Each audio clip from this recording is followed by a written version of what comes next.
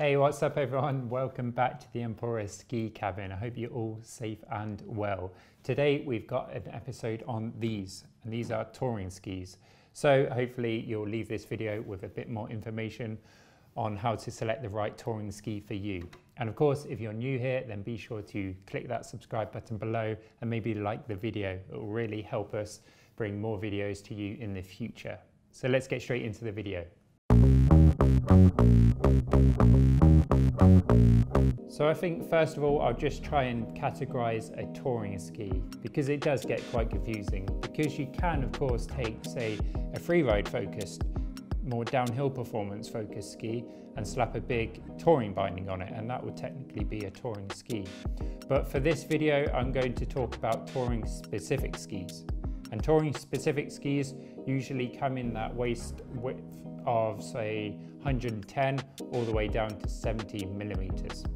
And then they also come in a weight range of say 2 kilograms down to 1 kilogram per ski. Now, of course, you can get even lighter weight skis, but they are normally very focused towards ski mountaineering and ski mountaineering racing. So for this video, we're just going to focus on those category skis.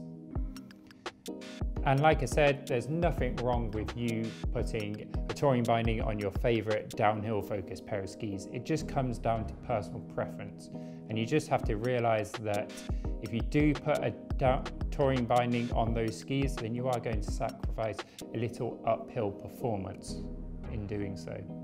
So first thing to talk about with a touring ski is, of course, weight. Now, weight really does matter on the uphill, of course. The less weight that you have on your feet in particular, the less energy that you're going to be using as you tour uphill. And as I said in the intro, touring skis usually vary between 1 kilogram to 2 kilograms, and they go even lighter for skimo races.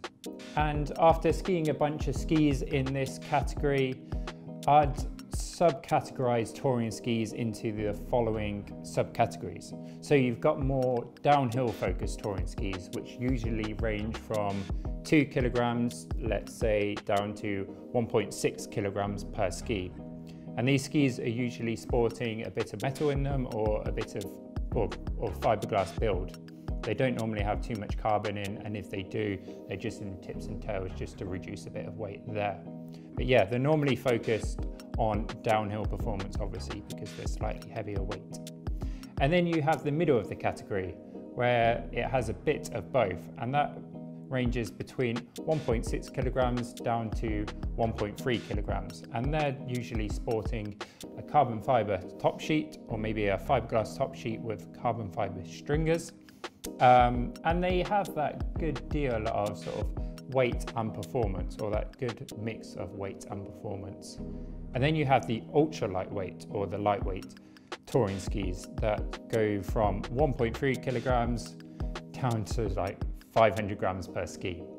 And these are usually fairly narrow underfoot and are more often than not sporting a full carbon build. Sort of like these DPS skis just here. These have got 2 sheets of carbon fiber laminate to keep the weight really low. And as with anything with ski touring, there's always trade-offs. So of course, if you go on the ultra lightweight end of the spectrum, then you're gonna sacrifice a bit of downhill performance. And then again, if you go to the top end, the heavier weight of this side of the spectrum, then you're going to get loads of downhill performance, but sacrifice a bit of touring efficiency. So this sacrifice in performance is mainly because if you strip a load of weight off a ski, it usually makes for a more demanding ride. And that's because if you imagine, say, let's say beginner or advanced skiers, they're not too comfortable driving the skis from the front of their boot or from the shovels, and therefore they're not weighting the shovels too much. And if you're not weighting the tips too much, then they can easily get deflected because of that lightweight build.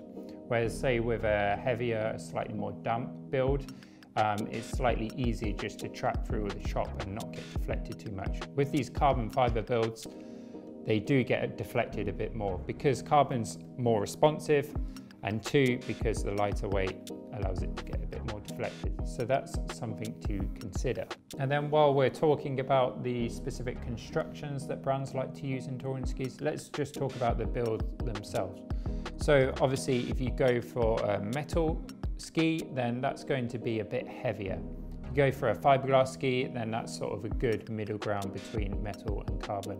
And then, as I've just spoken about, carbon is extremely lightweight and responsive. And to be honest, it's usually the go-to construction technique for most touring skis on the market. And of course, these days, ski brands do like to mix up the construction a little. So they might use, say, a full sheet of fiberglass that runs the full length and width of the ski, but then top that up with a bit of lighter weight and more responsive carbon on top of the fiberglass to get direct energy transfer towards the edges. And the same goes for metal as well. You don't often see a full metal laminate these days, only for real freeride focused skis. Usually these days, especially for touring skis, brands like to cut holes out of the metal to save a bit of weight in the tips and the tails, yet keep that direct energy transfer underfoot and towards the edges. So it's definitely worthwhile keeping an eye out on the construction of the ski, as that will really give you an idea of how that ski will ski. And then of course, deeper into the ski, there is the wooden core. And the core is quite important to consider because it will give you, again, an idea as to how that ski will ski. And more demanding or more dense wood furs are sort of like aspen, fir and maple. And then slightly lighter weight and less demanding, but still quite poppy, wood cores are like poplar and bamboo. And you'll see poplar and bamboo used quite a bit in touring skis because they're lightweight, yet still retain a good deal of downhill performance. And again, similar to the laminates, ski brands like to mix up these wood cores, so they use sort of laminates of wood core all glued together, say like a aspen, poplar, and then they sandwich it all together, and then that creates the wooden laminate. And then for some skis, I believe these Tour 1 skis, these actually have a foam core. And foam is usually used for beginner skis, but DPS have used a aerospace grade foam in these skis, I believe. You can almost hear the tinniness of the carbon. But yeah, they use foam in these skis because it's lightweight, yet I believe their aerospace grade foam that they use is actually quite poppy still. So that's another option, a foam core. But again, I'd usually tend to just look for wooden cores because wood is the sort of proven, tried and tested technique of building skis. And then on to shaping. So obviously shaping is quite important for touring skis, and it has a big influence on how the ski will feel and how the ski will ski in different terrain. So obviously if you're looking for a more spring focused touring ski or hard snow performing touring ski, then you're obviously going to want to look at slightly narrower skis because they have direct edge transfer. The narrower you go, the more direct the edge transfer. The transfer of power to the edges is. And then obviously if you go wider, the more surface area the ski has. So the better flotation it has in soft snow like powder, crud, you name it. Any 3D snow, a wider ski has more flotation and keeps you on top easier. That's not to say that the right skier can't ski powder on skinny skis. It's actually quite good fun to ski powder on skinny touring skis because you're actually in the snow and sort of it's blowing up everywhere. It's definitely a different feeling to skiing powder on wider skis. But yeah, the width of the touring ski is very important to consider. And then one of the most popular shaping cues that modern ski brands like to use is tapering. Now, tapering is essentially bringing the widest point. Is that in camera? Yeah. It's essentially bringing the widest point of the ski backwards towards the waist. So traditional skis used to have the widest point almost towards the tip. But now tapering is starting to bring that widest point back. And tapering essentially, in the tips and tails, tapering essentially allows the ski to turn much easier. It keeps it much more sort of loose and turnable, especially in the soft snow. So when you add up the width of the nose, the waist and the tail, you get what's called the side cut radius, especially when you take into account the tapering as well. And the side cut radius is essentially a number in meters that obviously specifies the radius of the ski. And the side cut radius is important to consider as it really gives you an idea as to how the ski will feel when put on edge and turned. So skis with a shorter side cut radius tend to make obviously quite fast, snappy turns. And because skis with a shorter side cut radius are normally paired with a narrower waist width, they are very fast edge to edge. Yeah, very turny skis, people would describe them as. And then on the other end of the spectrum are skis with a longer side cut radius, and they generally create a much longer turn. And for that reason, they tend to be much more stable and planted at speed because they're happily arcing out these long gradual turns rather than the slightly more twitchy shorter side cut radius skis. And again, it's down to your preferences and ski style. If you're someone who prefers to turn a lot and keep your speed a bit more under control, then you might prefer a shorter side cut radius ski. Whereas if you're someone who likes to charge hard and fast, then you might prefer a longer side cut radius ski. And they usually go down. We're not going to really cover the piste ski nonsense, but piste skis normally go down to say 12-meter side cut radius, or slalom skis go even tighter. But for a touring ski, you're probably going to want to look from say 13 meters side cut radius, or sorry, 13-meter radius, all the way up to, on the other end, like 25-meter radius. I mean, if you go higher than that, then the skis start to get scary fast. So yeah, 13 to 25 meters is a good range to look at depending on your ski style. And then if you're someone who likes to get into steep skiing, which is getting more and more popular, especially with the ski touring market, then you do want to consider the radius of the ski, because it's actually quite counterintuitive. I think if a lot of people think of a steep skiing ski, they go for a very short side cut radius. But if you imagine if you're on a very steep slope, and I'm talking say 40 degrees and above, jump turn terrain basically, if you imagine when you're flexing that ski, a ski with a shorter side cut radius and therefore more of a pronounced hourglass figure, it will take longer to get the whole edge in contact with the snow compared to a slightly straighter radius, which won't take as much bending or flexing to get that edge in contact.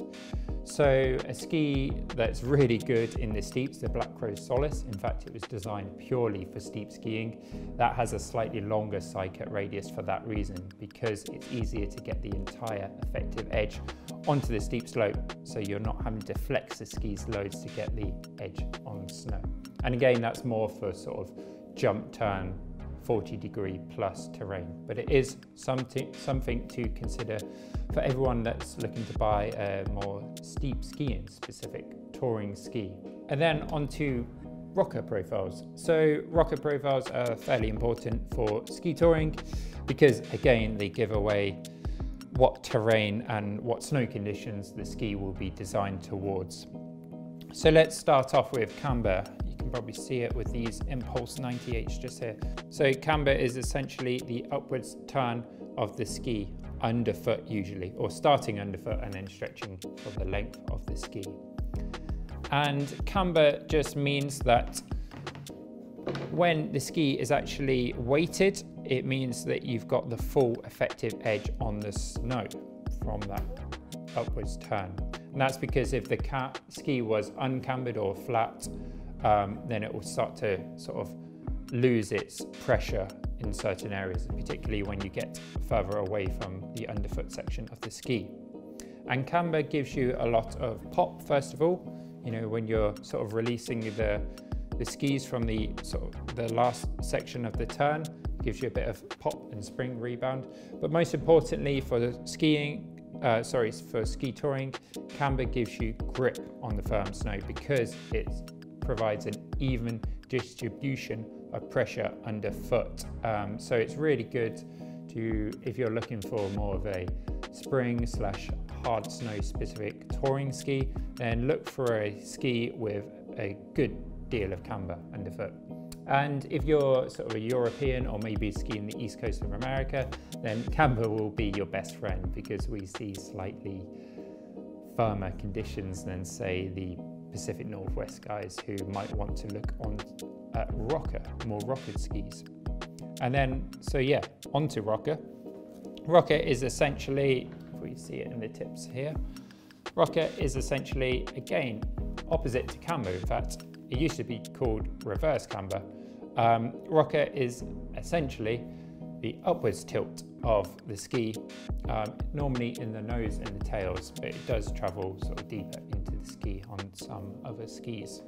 And rocker essentially just keeps the nose of your ski and tails of the ski out of soft snow to avoid any unwanted tip dive that you normally see on a ski without rocker. And when you're skiing more 3D snow, it keeps the nose nice and out of the snow and allows it to stay quite loose and pivotable in soft snow.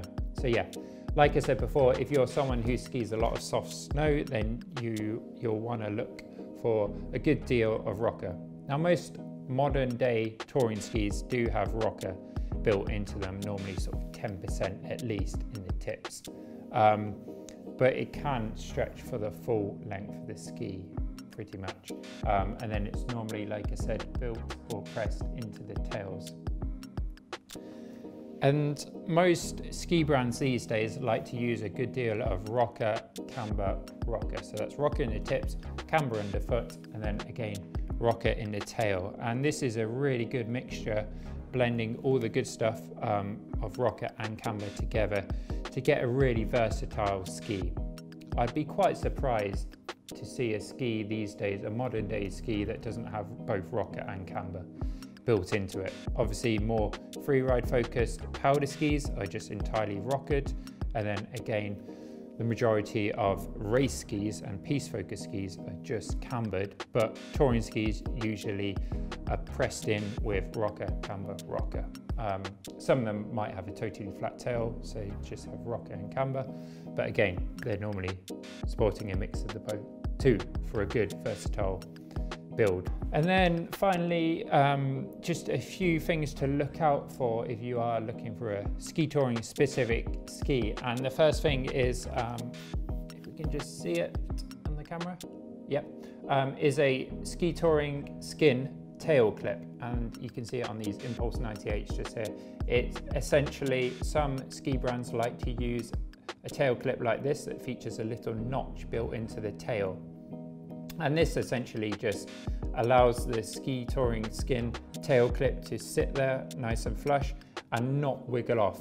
There's not really many things more frustrating than doing a kick turn and then seeing your ski touring skin sort of tail flapping off your ski. Using a tail clip like that really helps secure the skin on your ski and prevent it being knocked off in the middle of a kick turn. And another thing to consider that's often overlooked is a flat tail, because obviously a lot of ski brands are now making skis with a slightly upturned tail to make it a bit more maneuverable in the soft snow. Flat tails are actually really good. I don't actually have a flat tail ski here, and that will probably give you an idea as to what ski brands are doing these days. But flat tail skis are good when you're looking to build an anchor, because you can just put the two skis together right next to each other and then literally just spear them into the snow and they go straight down, and then you can build an anchor off that to sort of repel someone into a couloir or to check the snow conditions. And the reason you can't really do that with rocker in the tail is, if you imagine, this is going to go very wrong, let's see, but if you look at the tail of this one, if I tried to spear that, it would just separate the skis, and it usually is quite annoying to try and spear a rockered tail into the snow. It can be done sometimes, but yeah, a flat tail is usually quite good if you are looking to use your skis as an anchor at any point or just as an emergency backup. And then another feature to look out for is sidewall. A lot of skis, like these DPS just here, a lot of touring skis like to use just a cap construction because it's nice and lightweight. And essentially a capped construction is just when the sidewall, the top sheet overlaps over the sidewall and obviously caps the sidewall. It creates a bit more of a durable build, and most importantly, it's lightweight. But it does give up a bit in downhill performance. If you're looking for a more downhill focused touring ski, again, like this Impulse, look for a full sidewall spanning the full length of the ski. And sidewalls just give that bit more downhill performance because they're a bit more direct energy transmission straight onto the edges. But they do give up a bit of durability, and they are slightly heavier than a capped construction. But again, that's a feature to look out for in a ski touring ski. And then finally is the color of the ski, surprisingly. Now, darker skis obviously attract a lot of heat, and then that attracts a lot of snow buildup on your ski, because when the snow melts, it sort of starts to build up on the top sheets of your ski. So you can either look for a lighter colored ski, say like a bright white ski. You see a lot of touring skis that are made from a bright white top sheet. Or some skis also feature, or some touring skis also feature a snow shedding top sheet. And I don't know how that's done or the science behind it, but it essentially features either snow shedding chemicals or a snow shedding design to try and keep the snow off the tips and the tails of your skis, because there's nothing more frustrating than when you're ski touring up and you're getting a load of snow buildup on the tips and tails of your skis, because that of course then adds a load of weight to your skis. So there's no point buying a lightweight pair of skis when you're just going to get tons of snow buildup on the tips and tails. So yeah, something to consider when you're buying your touring ski. So there you go then, that's pretty much everything there is to know about buying a pair of ski touring skis. I hope you found it useful. And again, if you did, then be sure to click that subscribe and like button below. And of course, if you've got any questions, then just pop them below and I'll try and answer them as soon as possible. Otherwise, I'll see you this time next week in the Ski cabin for another episode of Piste TV. See ya.